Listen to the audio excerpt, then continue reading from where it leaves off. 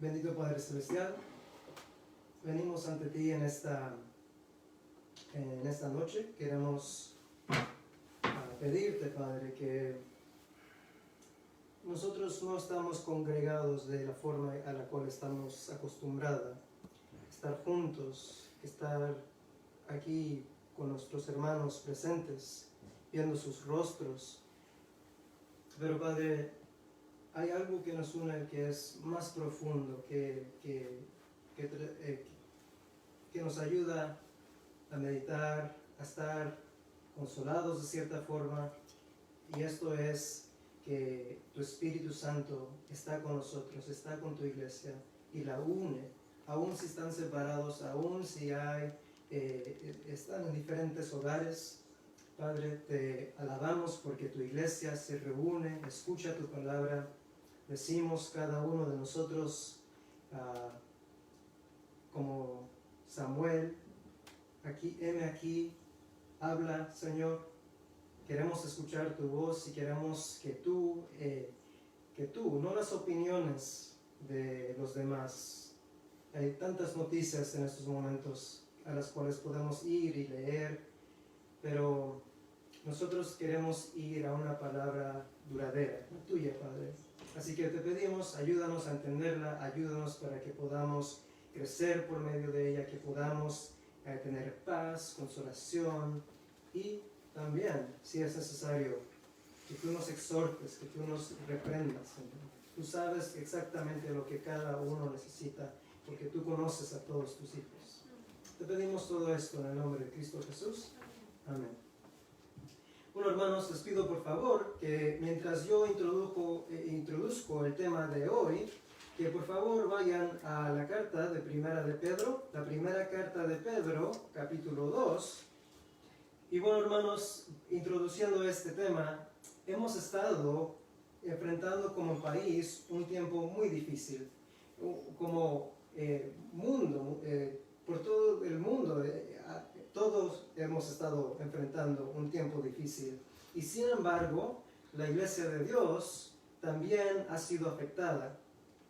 Ahora, hermanos, no quiero ser alarmista y no quiero preocuparlos demasiado, pero no sabemos exactamente hasta cuándo durará el peligro del coronavirus. Y es posible aún que a algunos de nosotros nos toque. Debemos recordar que el propósito de la orden de permanecer en nuestros hogares era para que los hospitales se pudieran preparar más y no ser abrumados por un sinfín de casos severos.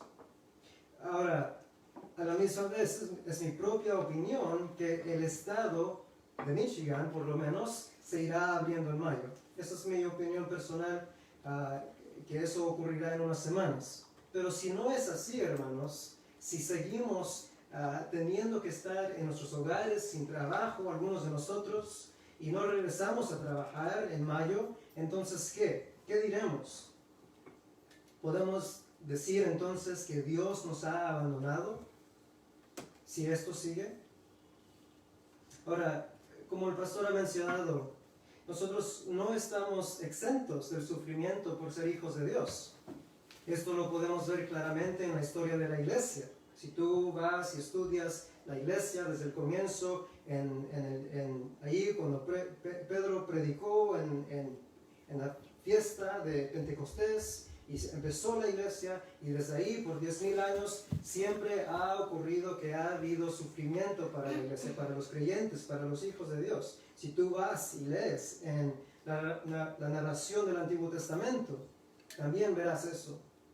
Y si eso no fuese suficiente evidencia, hermanos, el Hijo de Dios, el mismo autor de la vida, también sufrió a manos de pecadores y murió.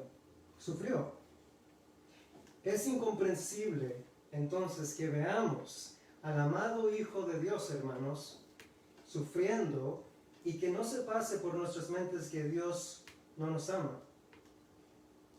Saben, el pastor y predicador Sugel Michelin, estoy seguro que muchos de ustedes lo conocen, pastor en República Dominicana, una vez dijo: es tan importante que la iglesia entienda bien la doctrina acerca del sufrimiento. Debemos pensar correctamente, hermanos, en medio de pruebas que nos agobian mental, física y emocionalmente. Debemos pensar correctamente acerca de nuestro Dios, acerca de por qué viene el sufrimiento a nuestras vidas, para que de esa manera no nos abrumemos cuando esas cosas ocurran. Y dos cosas que debemos tener en mente, por lo tanto, guiados por la palabra de Dios, debemos recordar en estos momentos, dos cosas que debemos recordar en estos momentos en los cuales el sufrimiento es posible para cada uno de nosotros de diferentes maneras, es uno, que siempre ha habido sufrimiento. Si no fuera por el virus, sería eventualmente de una forma u otra. Lo tenemos de los mismos labios de nuestro Salvador. En Juan 16:33, Él hablando a sus discípulos les dice: estas cosas os he hablado para que en mí tengáis paz. En el mundo tendréis aflicción. Eso es Juan 16:33. El Señor dijo eso. En el mundo tendréis aflicción. Pero confiad, yo he vencido al mundo. La palabra aflicción que encontramos ahí, que usa el Señor, que usa Juan para narrar lo que dijo el Señor, viene de una raíz que significa presión. Como si hubiese una muchedumbre, una multitud a tu alrededor, presionándote. Quizá te ha ocurrido en estos días, cuando vas al mercado, quieres comprar papel higiénico y todos ahí queriendo comprar, aplastándote. Es la palabra que usa el Señor, aflicción, una presión alrededor tuya, completamente. Es imposible escapar del sufrimiento. Vivimos en un mundo caído. Los que nos rodean son pecadores y siempre hay la posibilidad que uno de ellos peque contra nosotros. Nosotros mismos somos pecadores y por lo tanto podemos sufrir en consecuencia de nuestros propios pecados. Y nunca debemos olvidar que por causa del pecado, la muerte, la corrupción entró a este mundo. En algún momento vamos a sufrir. Si hay algo de lo cual debemos estar seguros en nuestra vida, es que vamos a sufrir por vivir en un mundo experimentando las consecuencias de la caída. La corrupción ha entrado, el sufrimiento está por todos lados, puede venir de cualquier lugar, no solamente por el virus. Ahora, sabemos que ha habido un cambio de relación entre Dios y el creyente, ¿verdad? Eso es una verdad que encontramos ahí en la palabra general, pero también sabemos que nosotros como creyentes, como hijos de Dios, que ahora ha habido un cambio de relación entre Dios y nosotros. Ahora el creyente es hijo de Dios, pero esto no cambia el rol que Dios tiene con el pecado. Los pecados todavía reciben sus consecuencias. Dios es santo y le dará a cada pecado el sufrimiento que merece. Eso muchas veces ocurre en nuestra propia vida, mientras vivimos. Pero también recordemos, esta nueva relación cambia el sufrimiento a dos posibilidades. El sufrimiento por causa de la caída está por todo lado, pero ahora que somos creyentes, hijos de Dios, el sufrimiento ha cambiado a dos posibilidades para nosotros, porque tenemos una nueva relación con Dios en donde Él es nuestro Padre, y lo cambia el sufrimiento a dos posibilidades. Una, a una disciplina del Padre para dirigirnos nuevamente a Él después de que pecamos. Ídolos se amontonan en nuestro corazón y Él, como la historia en los reyes, en el tiempo de David, cuando el arca es llevado allá a los filisteos. ¿Y qué pasa? Lo llevan al templo de su dios, de Dagón. ¿Y qué pasa ahí? Jehová derrumba los ídolos de los filisteos para decir, no hay otro Dios más que yo. Eso Dios muchas veces hace con sus hijos. Trae el sufrimiento para disciplinarnos, para dirigir nuestros corazones nuevamente a Él.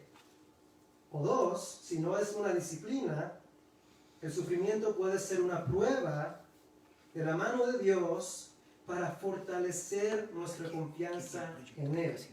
Esos sufrimientos, especialmente las que son pruebas, hermanos, de parte de Dios, se manifiestan en diversas maneras. Las pruebas que Dios usa para que nuestra fe, nuestra confianza en Él aumente, crezca, pueden venir de cualquier manera. Eso es lo que dice Pedro. Ustedes están en capítulo 2, pero si pueden ir al principio, a capítulo 1, primera de Pedro 1:6, es primera de Pedro 1:6, ahí vemos que Pedro le dice a estos creyentes, a estos cristianos, les dice que ellos se alegran en Cristo, y dice de esta manera, en lo cual se alegran en su salvación, en lo cual vosotros os alegráis, aunque ahora, por un poco de tiempo, si es necesario, tengáis que ser afligidos en diversas pruebas. Hermanos, el sufrimiento es asegurado aún para los creyentes. Si no es por el virus, será por otra ruta. Pero esto no debería abrumarnos, hermanos, porque segunda verdad que debemos tener en nuestra mente, la primera es que siempre ha habido sufrimiento. El sufrimiento va a abundar en el mundo. Y dos, nuestro Dios está al tanto de nuestras necesidades cuando sufrimos. Él sabe que sufrimos. Él sabe lo que necesitamos. El pastor Marcial mencionó esto cuando habló acerca de Primera de Pedro, en capítulo 4, y cómo debemos orar porque Él tiene cuidado de nosotros. Perdón, capítulo 5.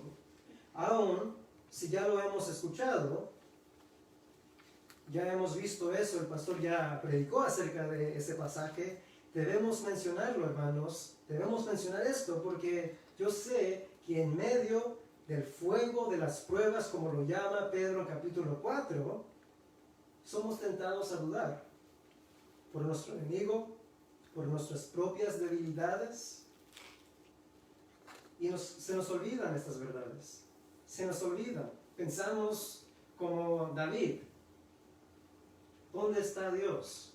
Dios me ha abandonado. Pero no olvidamos, enfrentados por esta situación particular, que Dios cuida de nosotros. El Señor Jesús enseñó esto. Mateo 10:29, en Mateo 10:29, el Señor dijo de esta manera. Ustedes lo pueden leer en su versión de la Reina Valera. Yo quisiera leérselos en la versión de la nueva Biblia de las Américas, donde dice de esta manera: ¿no se venden 2 pajarillos por una monedita? No tienen mucho valor esos pajarillos. Y sin embargo, ni uno de ellos caerá a tierra sin permitirlo el Padre.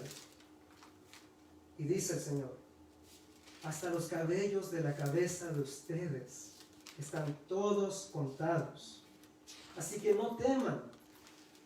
Ustedes, hijos de Dios, hermanos, hermanas, donde quiera que estén, enfrentados ya sea por el virus, ya sea por otro sufrimiento que sufrimos, que nos aflige en este mundo caído, ustedes valen más que muchos pajarillos. No sé, hermanos, lo bueno viene de la mano de Dios, y también Él permite lo malo porque Él tiene propósito para Él. Y no debemos preocuparnos porque en medio del valle de la sombra de muerte, tal como David, el buen pastor está con nosotros. En medio del sufrimiento podemos cantar con certidumbre con el salmista, Salmo 34, versículo 19, cuando él dice, Salmo 34, 19,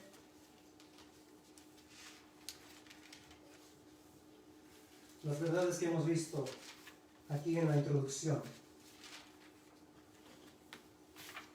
El sufrimiento abunda en un mundo caído, pero Dios está con sus hijos. Salmo 34, 19. Muchas son las aflicciones del justo, pero de todas ellas le librará Jehová. Bueno, pero Francisco, ¿qué tal si no? ¿Qué tal si me llega el virus? ¿Qué tal si no regreso al trabajo? ¿Qué tal si un ser querido mío le toca el virus? Y si no es eso, cualquier otro sufrimiento que puede venir. ¿Qué tal? Entonces, hermanos, con los amigos de Daniel decimos, he aquí, nuestro Dios a quien servimos, Daniel 3:17, aquí están los amigos de Daniel, cuando son echados, van a ser echados al horno de fuego por el rey Nabucodonosor. Y ellos dicen, he aquí, nuestro Dios a quien servimos puede librarnos del horno de fuego ardiendo, y de tu mano, oh rey, nos librará. Y si no, sepas, oh rey, que no serviremos a tus dioses, ni tampoco adoraremos la estatua que has levantado, aun si Dios no viene a nuestro rescate. Si el sufrimiento nos lleva al lecho de la muerte, hermanos, aún allí seguiremos siendo fieles, confiando en nuestro Dios. Seguiremos confiando que Él es bueno. Tenemos que siempre tener, hermanos, en nuestra mente, nuestros ojos deben estar puestos en los cielos, en nuestro Dios. Alzaré mis ojos a los montes. ¿De dónde vendrá mi socorro? Mi socorro viene de Jehová, que hizo los cielos y la tierra. Él es bueno. Debemos nunca olvidarnos eso. Él es sabio. Él sabe todo y sabe la mejor manera de llegar a los mejores propósitos. Él es todopoderoso. Y por lo tanto, este sufrimiento, si me llega a mí, tiene propósito. Dios no ha perdido el control.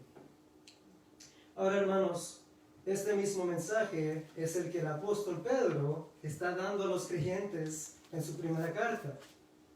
Es importante que entendamos esto para captar el punto del texto que veremos. Pedro les escribe a los creyentes encontrados por varios lugares en lo que hoy, en el día presente, es Turquía. Ahí había varias iglesias y Pedro les está escribiendo a las iglesias, a los creyentes en ese lugar. La carta, hermanos, fue escrita durante el reinado del emperador Nerón.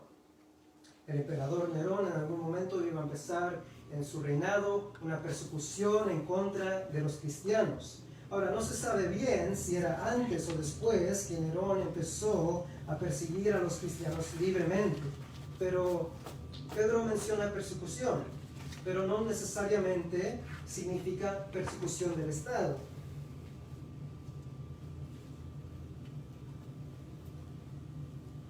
Parece que cuando Pedro habla acerca de persecución, él se refiere más bien a la persecución que cualquier creyente podría sufrir a las manos de sus amigos y familiares, de los que los rodean, la sociedad que los rodea, después de separarse de sus previas costumbres y acercarse a Dios y al pueblo de Dios. O sea, una persecución que cualquier cristiano, cualquier creyente puede sufrir. Cuando se acerca a Dios, se acerca al pueblo de Dios y se aleja de sus viejas costumbres. Primera de Pedro 4:3 nos dice, Pedro, baste ya el tiempo pasado para haber hecho lo que agrada a los gentiles. ¿Ven? Ahí vemos que Pedro le está diciendo, ustedes antes eran así, andando en lascivias, concupiscencias, embriagueces, orgías, disipación y abominables idolatrías. A estos les parece cosa extraña que vosotros no corráis con ellos. ¿No es esa la experiencia de muchos cristianos hoy? Vas al trabajo, tienes familia, les empiezas a decir, yo ahora creo en Dios, les dices, me voy a bautizar, y te ven como si estuvieras loco. Se extrañan que no hagas las cosas que ellos hacen, las cosas que tú mismo antes hacías. Se sorprende que no corráis con ellos en el mismo desenfreno de disolución y os ultraja. O sea, esos cristianos estaban sufriendo por su fe en Jesús y su nuevo comportamiento. Y Pedro les escribe para que sigan adelante. Es lo que dice Pedro en 1 de Pedro 5:12 de la carta. Los leo en la nueva versión, nueva Biblia de las Américas, donde ahí dice: por conducto de Silvano, nuestro fiel hermano, porque así lo considero, dice Pedro, les he escrito brevemente, exhortando y testificando que esta es la verdadera gracia de Dios. Estén firmes en ellas. Les habla acerca de la enseñanza, lo que ellos creen, quién es Jesús, qué deben hacer porque ellos han sido comprados por Jesús, su nuevo comportamiento, que deben desechar las cosas antiguas. Y les dice, la persecución va a venir a ustedes, no se sorprendan por eso, estén firmes en lo que ustedes creen. Ahora, hermanos, mientras leía esta carta, la estamos leyendo en nuestra hora silenciosa. Espero que estén ustedes allí junto con nosotros. Ya hemos estado leyendo y llegó un punto donde este texto que veremos en esta noche me impactó. Primera de Pedro, capítulo 2, versículo 1 al 3. Primera de Pedro 2, 1 al 3. Así que el contexto es de sufrimiento. Tal como nosotros vimos, ¿verdad? El sufrimiento puede ser de cualquier manera. Para ellos era una persecución de la sociedad alrededor de ellos. Nosotros también experimentamos eso, pero ahorita hay un sufrimiento particular que está atacando a la iglesia por todo el mundo, ¿no? El tema del coronavirus. Y Pedro, en medio del sufrimiento, hermanos, les dice esto a los cristianos. ¡Qué tremendo! Lean ahí ustedes en casa y miren lo que dice. Sigan conmigo. Primera de Pedro 2, 1.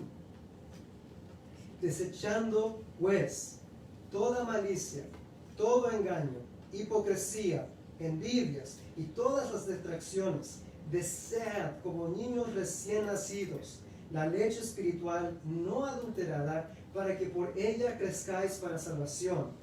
Sí, es que habéis gustado la benignidad del Señor. Hermanos, qué impactante. Estos cristianos están sufriendo, están pasando por medio de una prueba, y Pedro, claro que los anima con la verdad, es lo que está haciendo por medio de toda la carta, pero no los trata como víctimas. Pedro en este pasaje les dice, oigan, no se queden lamentándose ahí, pobre de mí. Les dice, vayamos adelante. Ustedes ahora son hijos de Dios, y esto significa que tienen una responsabilidad. Ustedes deben crecer en su salvación. Y ahora, pues, es la pregunta que quiero hacer en esta noche. ¿Qué es lo que Dios quiere para nosotros en medio de este sufrimiento como ninguno que hemos enfrentado, quizá muchos de nosotros, en nuestras vidas? ¿Qué quiere Dios para nuestras vidas en medio de esta pandemia? Él quiere que crezcamos en nuestra santificación. Es lo que significa. Vamos a ir viendo esto. ¿Qué significa que ellos crezcan en su salvación?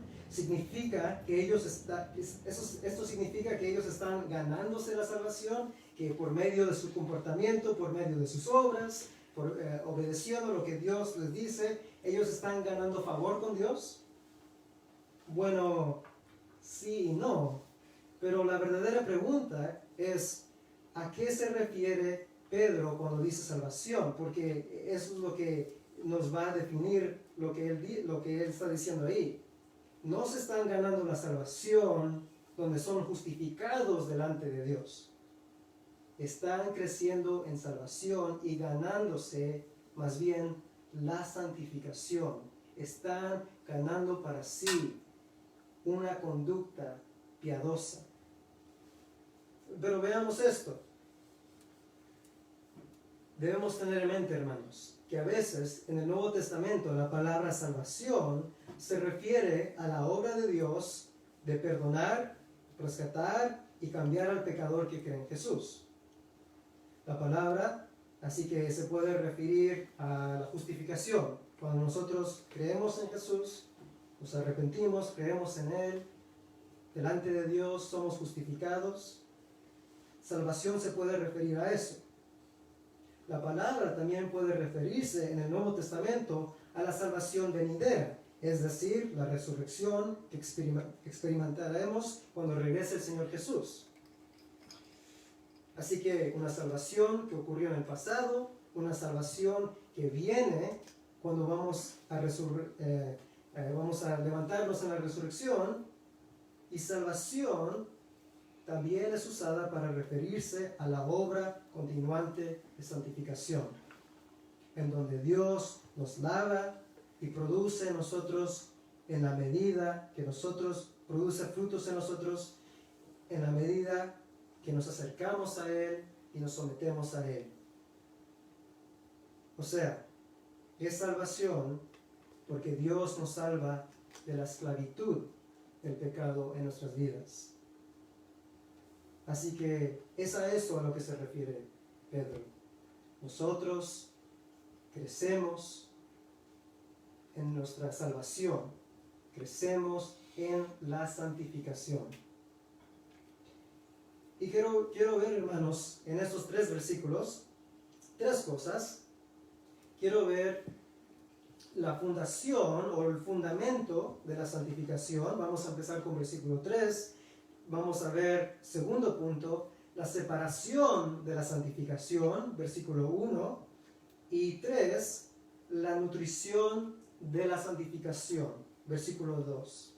La fundación de la santificación, o el fundamento, la separación de la santificación, y tercero, la nutrición de la santificación. ¿Qué es lo que Dios quiere para nosotros en medio de esta pandemia? En medio del sufrimiento, cualquiera que sea, Dios quiere que nosotros crezcamos en la santificación, en la salvación. Primero, la fundación de la santificación, el fundamento. Primero quiero que veamos por qué es que Pedro exhorta a los cristianos a que en medio del sufrimiento ellos perseveren en su santificación. Dice versículo 3, Primera de Pedro 2:3, Primera de Pedro capítulo 2, versículo 3, Pedro dice de esta manera: si es que habéis gustado la benignidad del Señor. Empiezo con versículo 3 porque quiero que vean la lógica, el razonamiento de Pedro. Con el si es que de Pedro, dice ahí, ¿verdad? Ahí sí empieza el versículo, si es que habéis gustado, ¿verdad? Con ese si es que, Pedro está apuntando para atrás a sus declaraciones previas. Así que el argumento podría ser resumido de esta manera: si es que han gustado de la bondad del Señor, entonces desechen y deseen. Esos son los 2 versículos previos. Desechen y deseen. Si es que han gustado de la bondad del Señor, desechen y deseen. Por eso empezamos aquí. La obra de santificación que Dios desea está fundada, hermanos, tiene como base 2 cosas: la bondad del Señor y si es que uno la ha probado. Así que, ¿qué significan estas cosas? ¿Qué significa la benignidad de Dios, la bondad de Dios? ¿A qué se refiere Pedro con esta frase? Benignidad o bondad en nuestro lenguaje significa buena voluntad, bondad, buena voluntad hacia otro, de hacerle lo bueno a otra persona. En el lenguaje original, la palabra tiene que ver más con la utilidad de una persona hacia otra. Habla de proveer, de proporcionar lo necesario a uno. Dios ha proporcionado lo que necesitábamos. Dice, por ejemplo, podemos ver un ejemplo de esto en Lucas 6:35. Vemos ahí Lucas 6:35, un ejemplo en donde se usa esta palabra, no solamente aquí, pero allí. En Lucas 6:35 el Señor Jesús hablando dice: amad pues a vuestros enemigos y haced bien y prestad, no esperando de ello nada, y será vuestro galardón grande, y seréis hijos del Altísimo, porque Él es benigno para con los ingratos y malos. Él es bueno con los ingratos y los malos. Dios, lo que algunos teólogos, los que estudian la Biblia y la resumen, los varios puntos que enseña la Biblia, Dios, esto le llaman la gracia común. Dios en su gracia común a todo el mundo proporciona, provee para las necesidades, aún para aquellos que no le dan gracias. Por eso el impío, por eso aquellos que no adoran a Dios pueden experimentar las bondades de Dios, el placer de su creación. Tal es, hermanos, la misericordia y la bondad de nuestro Dios. Él es bueno. Él provee aún para aquellos que no le dan gracias.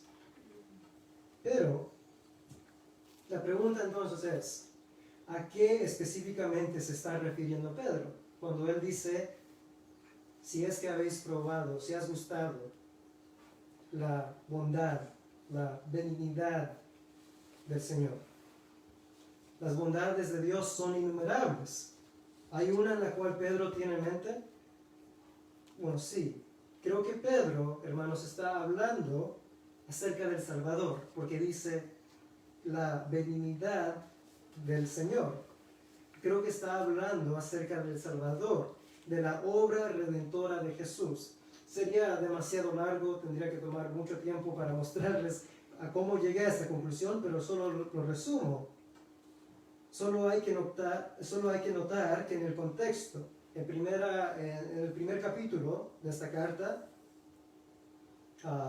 Pedro viene explicando acerca de la palabra que les otorgó la salvación a estos creyentes. Ellos, dice, han nacido a una esperanza viva.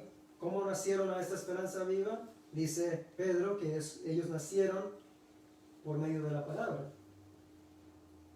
Por medio de esta palabra ellos nacieron de nuevo. ¿Qué es esta palabra de salvación? Versículo 10 y 11 de Primera de Pedro capítulo 1. Dice ahí, versículo 10 y 11.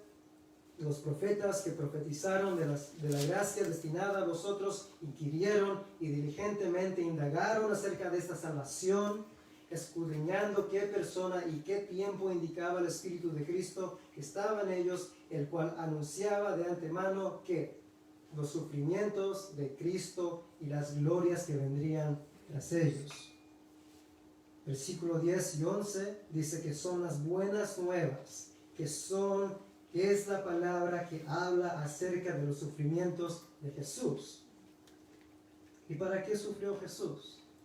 Bueno, Pedro también menciona eso un poquito más adelante, cuando dice en el capítulo 3, versículo 18, que Jesús sufrió para traer pecadores a Dios.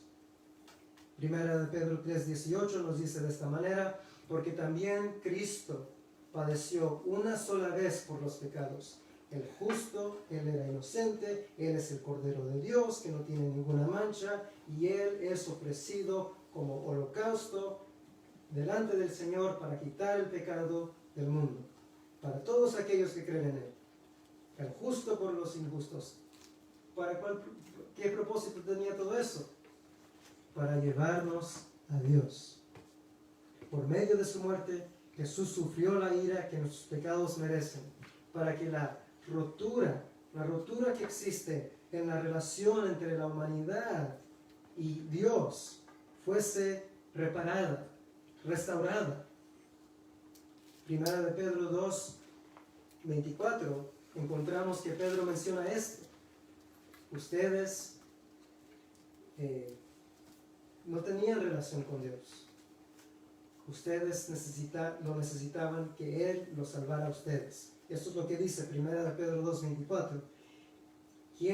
Primera de Pedro 2.24, hablando de Jesús, dice: quien llevó Él mismo nuestros pecados en su cuerpo sobre el madero, sobre la cruz, para que nosotros, estando muertos a los pecados, vivamos a la justicia, y por cuya herida del Señor Jesús, Él fue herido, Él fue traspasado, Él murió, Él sufrió la ira de Dios para que nosotros no tuviéramos que experimentarla.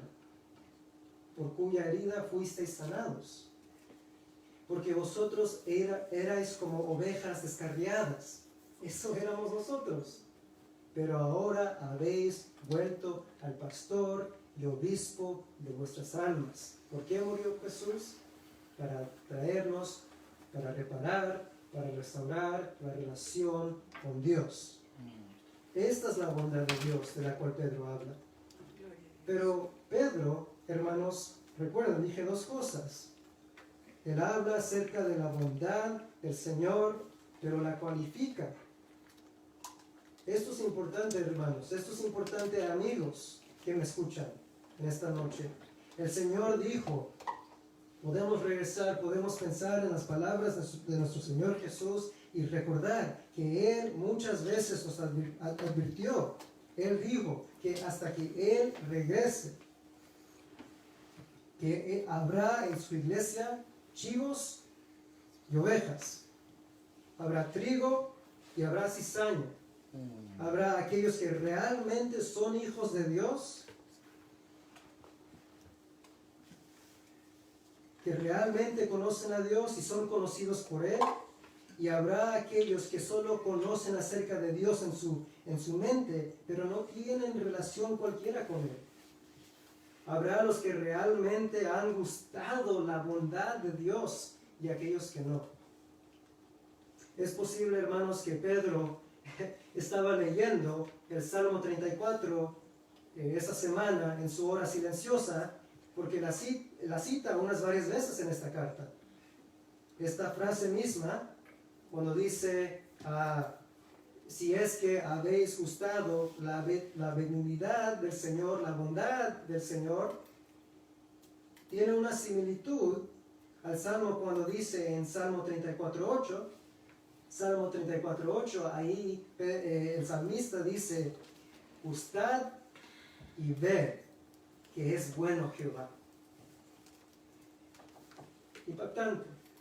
Jehová, Yahweh, el Dios que es. Gustad y ved que Él es bueno, el Creador. Dichoso el hombre que confía en Él. Gustad y ved, dice el salmista. Dos de los sentidos más fuertes en nuestra experiencia de la creación de Dios. Son uno de los más susceptibles al asombro, ¿no?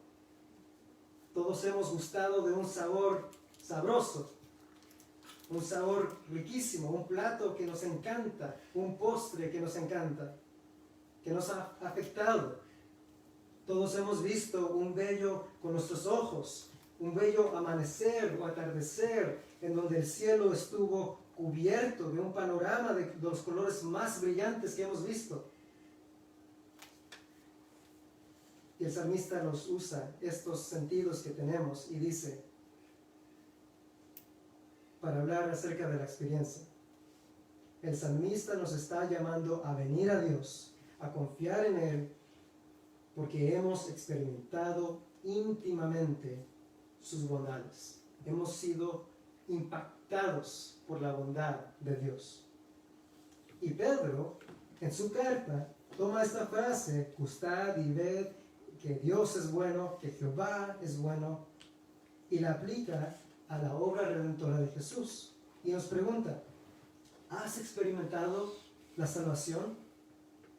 ¿Has sido perdonado porque te arrepentiste delante de Dios y confiaste que en la muerte de Jesús tú encontraste el perdón de tus pecados? La muerte de Jesús, ¿ella ha restaurado tu relación con Dios?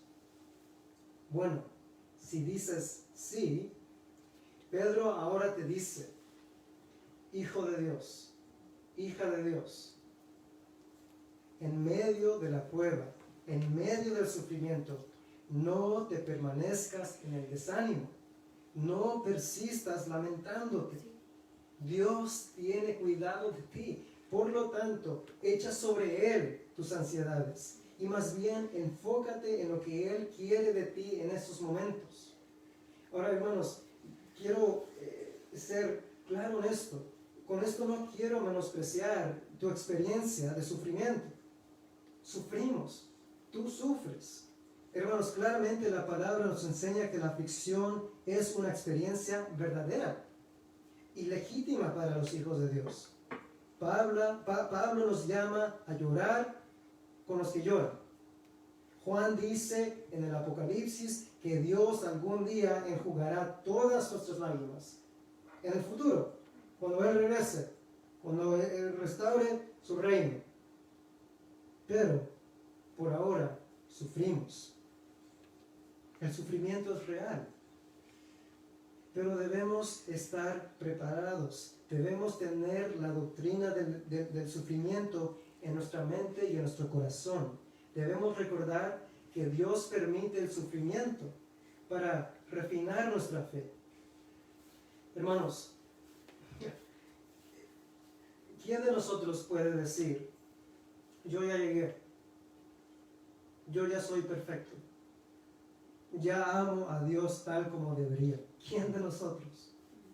Cada día, no necesariamente tenemos que ir al principio y recordar nuestra vida pasada, solamente tenemos que ir a esta mañana y recordar que somos pecadores. Nadie puede decir esto. El que dice que no tiene pecado y ama a Dios perfectamente es un mentiroso. Ni Pedro, atrevido como era, quiso decirle tal cosa al Señor Jesús. ¿Se recuerdan? Estando ahí al lado del lago, el Señor Jesús le pregunta, Pedro, ¿me amas?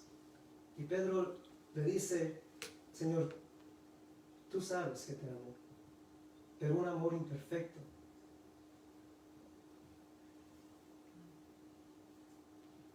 Ni aun Pedro se atrevió a decir tal cosa. Así que en medio del fuego de la prueba, no nos olvidemos que la mano de Dios no ha sido acortada.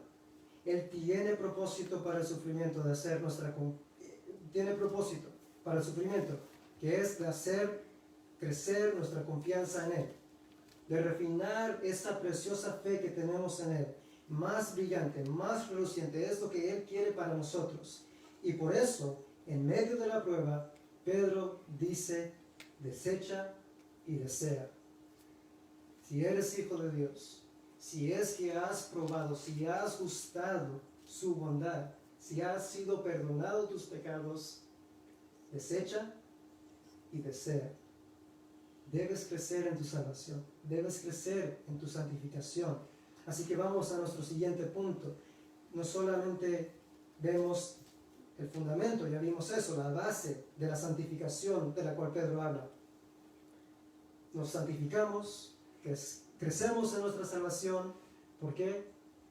Porque hemos probado la bondad de Dios en Cristo. Esto nos lleva a la separación de la santificación en versículo 1. Allí Pedro dice, 1 de Pedro 2:1, desechando pues toda malicia, todo engaño, hipocresía, envidias y todas las detracciones. Esto es lo que Dios quiere de ti en medio de la pandemia, hermano. Tu santificación. Él quiere que deseches estos pecados de tu alma. La palabra desechar realmente es algo como arrojar. Como si uno tuviera una prenda de ropa en fuego.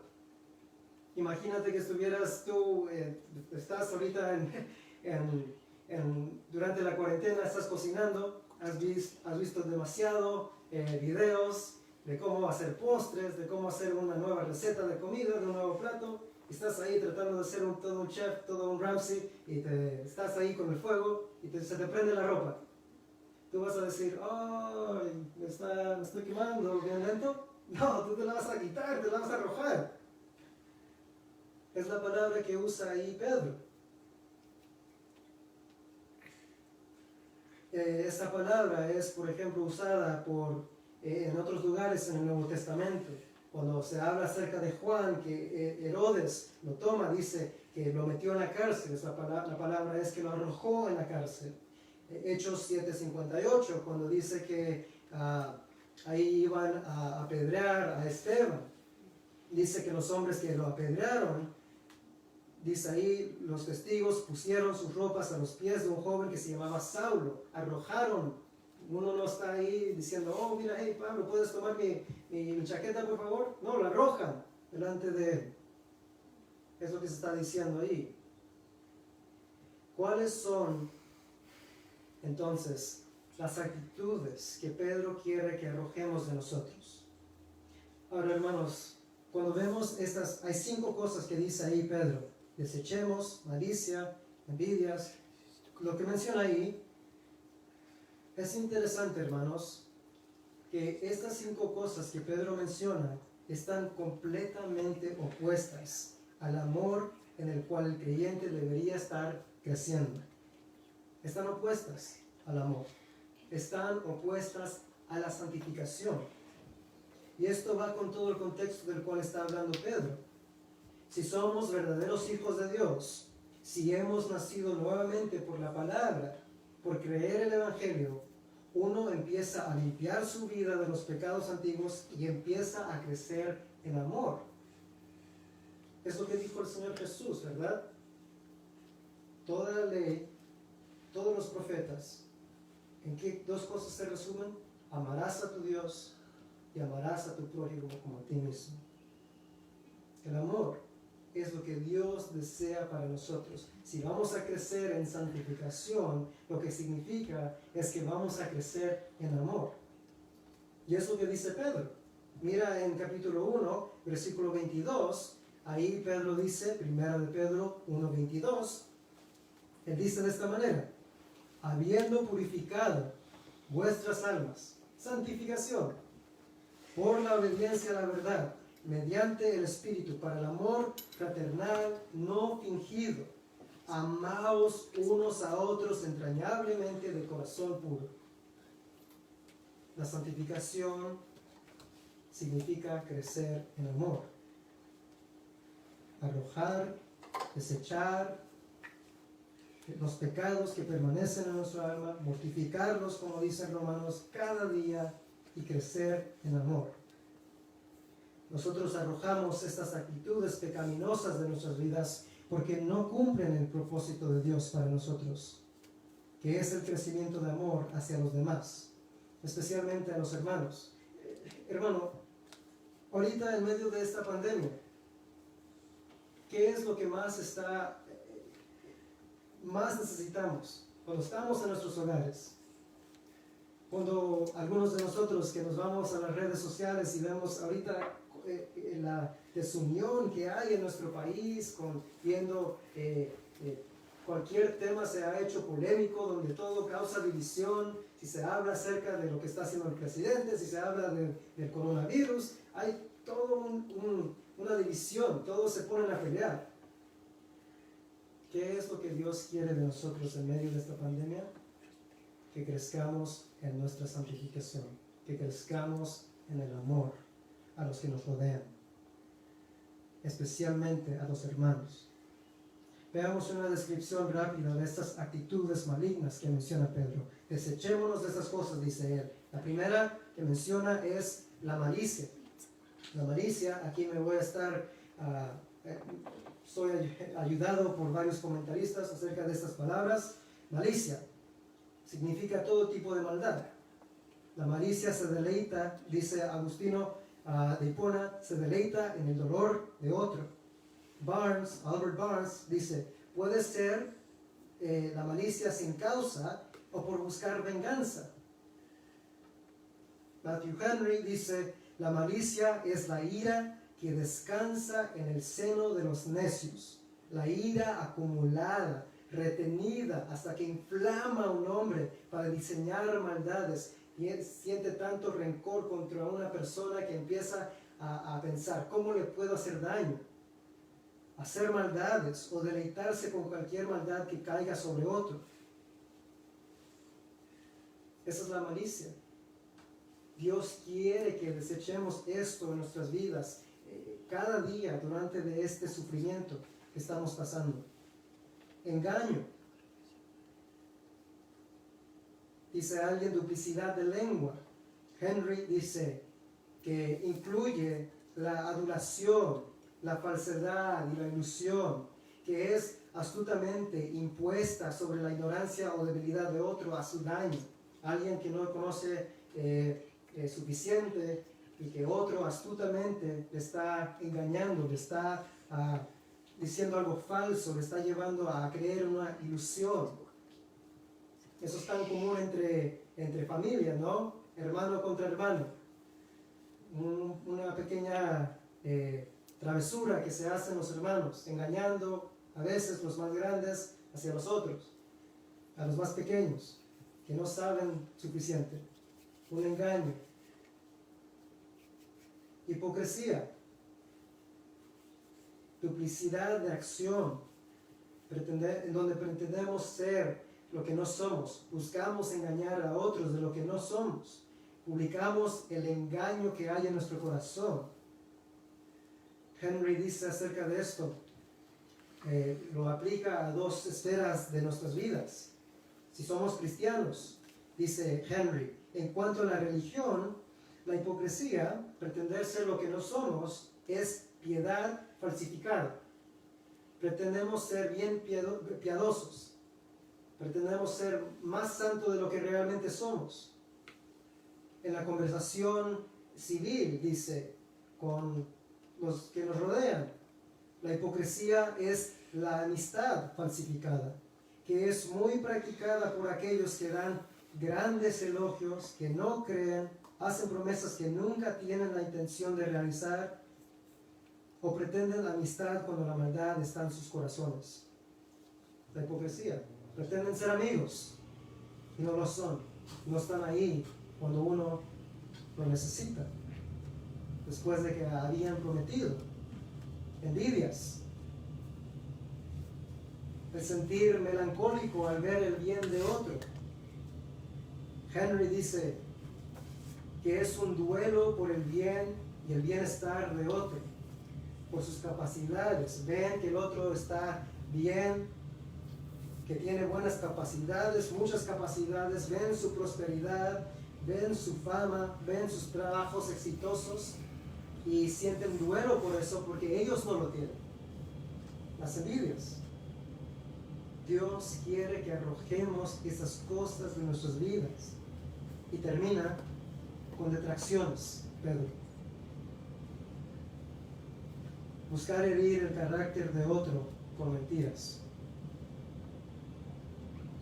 Estas acciones, hermanos, y actitudes no deberían ser en el cristiano.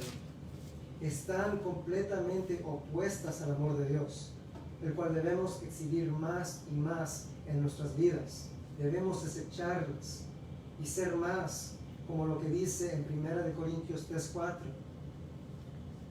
El amor es paciente, es bondadoso, no busca la malicia. El amor no tiene envidia. El amor no es jactancioso como el engañoso. No es arrogante. no se importa indecorosamente como los que detraen, no busca lo suyo, no se irrita, no toma en cuenta el mal recibido. El amor no se regocija de la injusticia, sino que se alegra con la verdad. No busca engañar, no busca ser hipócrita. Se alegra con la verdad. Es humilde, reconoce lo que Él es. No pretende ser otra cosa.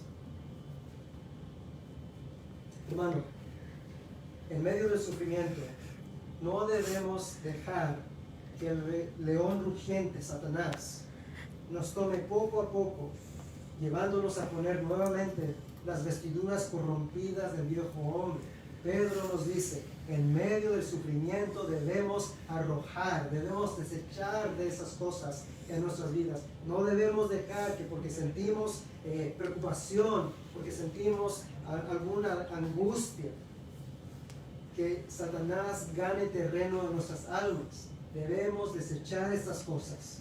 Si has gustado de la bondad de Dios, si Cristo murió por ti, arrójalas de ti. Primera de Pedro 1:14 dice, como hijos obedientes, no os conforméis a los deseos que antes teníais, estando en vuestra ignorancia, sino como aquel que os llamó es santo. Sed también vosotros santos en toda vuestra manera de vivir.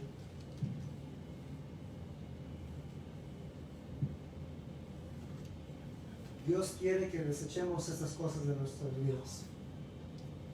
Pero llegando al tercer punto, no solamente arrojar, no solamente quitar estas cosas, pero también debemos reemplazarlas con lo correcto. Punto número 3, la nutrición de la santificación. Pedro dice en el segundo versículo del capítulo 2, desead como niños recién nacidos la leche espiritual no adulterada, para que por ella crezcáis para salvación. No solo debemos separarnos de las antiguas costumbres, no regresar a ellas cada día si las vemos en nuestras vidas, en medio de este sufrimiento en el cual estamos pasando, arrojarlas de nuestras vidas, sino que debemos nutrir la nueva vida que tenemos en Cristo. Debemos crecer en nuestra vida espiritual. Desechar al viejo hombre y no ponernos Cristo. Desechar al viejo hombre y ponernos Cristo. Revestirnos de Cristo. ¿Cómo hacemos esto? Pedro dice, debemos nutrir nuestras vidas con la palabra de Dios. En el griego, hermanos, allí cuando dice la leche espiritual, la palabra espiritual está escrita muy similar a la palabra. Uno es palabras logos, si recuerdo bien, la otra palabra es logisco. Así que lo que Pedro nos está diciendo que es la misma palabra que nos fue predicada para nuestra salvación. Esa misma palabra es la misma que nosotros debemos desear comer para crecer espiritualmente. La palabra que nos hizo nacer de nuevo, que nos dio una nueva vida, esa misma palabra es la que debemos usar, conocer, comer espiritualmente hablando, para crecer en nuestra santificación, en nuestra salvación. Si tú eres hijo de Dios, ya terminando, si has probado la bondad del Señor, tú debes buscar separarte de las maldades del viejo hombre y crecer espiritualmente por medio de la palabra de Dios. En medio del sufrimiento, Dios quiere que nuestra confianza en Él crezca para que así Él sea glorificado. Es lo que vimos en el principio. Si nosotros desechamos estos pecados y deseamos la leche espiritual que nos hace más como Cristo, nosotros glorificaremos a Dios. Esto es lo que dice Pedro en los siguientes versículos. Después del versículo 3, él llega al versículo 4 y dice: acercándoos a él, piedra viva, desechada ciertamente por los hombres, mas para Dios escogida y preciosa. Vosotros también, como piedras vivas, sed edificados, crezcan como casa espiritual y sacerdocio santo, para ofrecer sacrificios espirituales aceptables a Dios por medio de Jesucristo. En medio del sufrimiento, Dios quiere que lo glorifiquemos. ¿Cómo lo hace? En medio de la prueba, Él refina. En medio del fuego, Él refina nuestra fe. Él hace que nuestra confianza en Él crezca. Y en medio del sufrimiento, Él quiere que crezcamos por medio de la palabra. Así que, si el propósito, hermanos, poniendo todo esto junto, si el propósito de las pruebas y las aflicciones son que nosotros glorifiquemos a Dios, honremos a Dios, y el crecer por medio de la palabra nos hace en personas que glorifican a Dios, como un sacerdote que adora a Dios con su vida, un sacrificio espiritual, dice ahí, ¿verdad? Una vida que le agrada a Dios. Entonces, lo que Dios quiere en medio de la prueba, en medio de cualquier sufrimiento, es que te acerques a Él para que Él te santifique, para que más y más de tus manchas sean removidas, quitadas. Esto es lo que dice en 1 de Pedro 4:19. Así que los que sufren conforme a la voluntad de Dios, encomienden sus almas al fiel Creador. Los que sufren, nos dice Pedro, confíen en Dios, encomienden sus almas al fiel Creador. Él cuida de ustedes, Él los ayudará, Él tiene un propósito en esto. ¿Cómo debemos hacerlo? Haciendo el bien. Es una traducción diferente, pero ahí es lo que está diciendo Pedro. ¿Cómo debemos encomendar nuestras almas al fiel Creador? Haciendo el bien, confiando que Él tiene propósito para esto, por lo tanto nosotros seguimos haciendo lo que Él quiere para nuestras vidas. ¿Y qué es eso? Crecer en nuestra santificación, crecer en el amor. En este tiempo de prueba, de incertidumbre que muchos de ustedes están enfrentando, de miedo quizá, hermanos, no desatendamos la palabra de Dios. La obra de Dios en ti no se pone en pausa en el sufrimiento, se pone en avance rápido, en fast forward. Entiende el propósito de Dios y únete a la obra. Filipenses 2:12. Aquí terminamos. Dice Pablo, Filipenses 2:12. Por tanto, amados míos, como siempre habéis obedecido, no como en mi presencia solamente, sino mucho más ahora en mi ausencia, ocupaos en vuestra salvación con temor y temblor, creciendo en la santificación. Porque Dios es el que en vosotros produce así el querer como el hacer por su buena voluntad.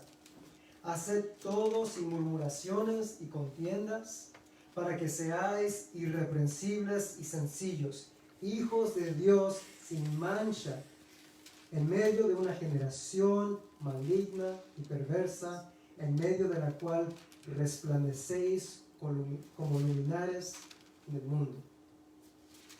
La obra de Dios continúa, hermanos, sigue en medio del sufrimiento, en medio de la pandemia. Dios quiere que tú le glorifiques a Él. ¿Cómo lo hacemos? Desechando el pecado, envidias, malicias, detracciones y deseando la palabra, para que de esa manera crezcamos, seamos más como Cristo y así vivamos una vida que le agrada a Él que resplandece la gloria de Dios, que le honra a Él. Hermanos, vamos a ver. Bendito Dios, le damos gracias por este tiempo que podemos ver tu palabra. Qué importante es saber que entender lo que tú dices acerca del sufrimiento, que siempre va a haber sufrimiento, que no debemos temer porque tú estás con nosotros. Nosotros valemos mucho más que muchos pajarillos. Tú cuidas de nosotros, aún nuestros cabellos están contados. Y porque tenemos tal confianza en ti, nosotros podemos seguir, unirnos a tu propósito para nosotros, unirnos a tu obra de santificación en nuestras vidas. Debemos seguir leyendo tu palabra, debemos seguir escuchando los sermones, uniéndonos a escuchar la palabra, porque tú tienes un propósito que no tiene pausa. Tú sigues obrando, Señor. Te pedimos que tú nos ayudes, que consueles a los hermanos que lo necesitan, que puedan confiar en ti, que puedan recordar que tú estás con ellos y que no se desanimen al punto de dudar y dejar que Satanás como león rugiente venga y los lleve, Señor. Protégelos, ayúdanos y te pedimos que este tiempo